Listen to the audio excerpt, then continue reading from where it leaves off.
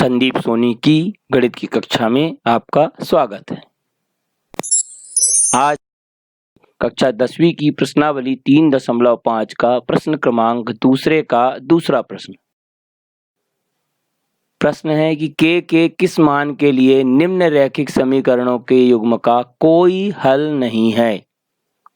युग्म हमारे पास है समीकरण का 3x धन y बराबर 1 और 2k ऋण 1 कोष्टक में बाहर x धन कोष्टक में k ऋण 1 y बराबर 2k धन 1।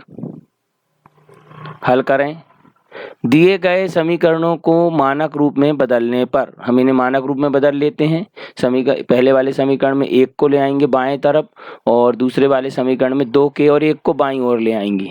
हो जाएगा 3x धन y ऋण 1 धन 1 जब बाईं ओर आएगा तो ऋण 1 हो जाएगा। ऋण 1 बराबर 0 समीकरण 1 और कोष्टक में 2k ऋण 1 x धन कोष्टक में k ऋण 1 y ऋण 2k ऋण 1 2k जब बाईं ओर आएगा तो ऋण में हो जाएगा और धन 1 भी बाईं ओर आएगा तो ऋण में हो जाएगा। तो ऋण 1 बराबर 0 समीकरण नंबर 2।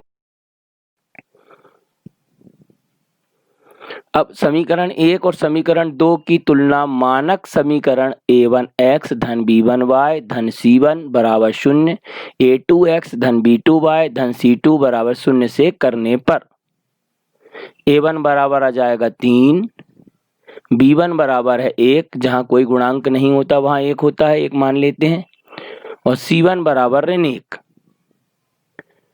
a2 बराबर हो जाएगा 2k ऋण 1, b2 बराबर हो जाएगा k ऋण 1 और c2 बराबर आएगा ऋण 2k ऋण 1।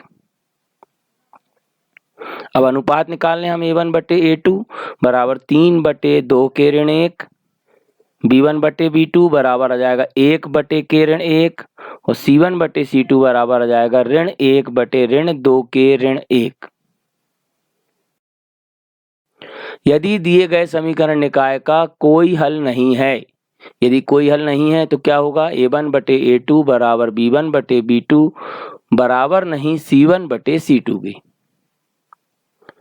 तो मान रख दें यहाँ पर हम a1 बटे a2 का मान हमें मालूम है 3 बटे 2k ऋण 1 है बराबर b1 बटे b2 का मान है 1 बटे k ऋण 1 और बराबर नहीं c1 बटे c2 का मान है ऋण 1 बटे ऋण 2k ऋण 1।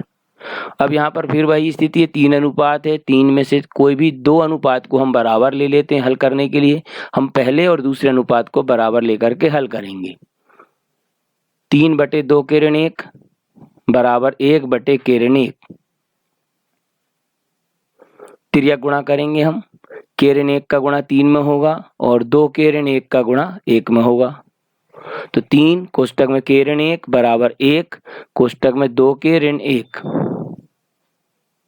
तो 3 का गुणा अंदर होगा तो 3k ऋण 3 बराबर यहाँ पर 1 का गुणा होगा तो 2k ऋण 1।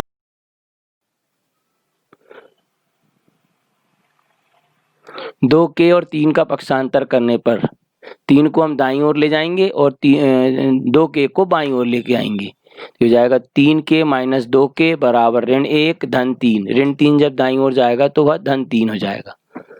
तो 3k में से 2k घटेगा तो 1k आएगा बराबर 3 में से 1 घटेगा तो 2 आएगा।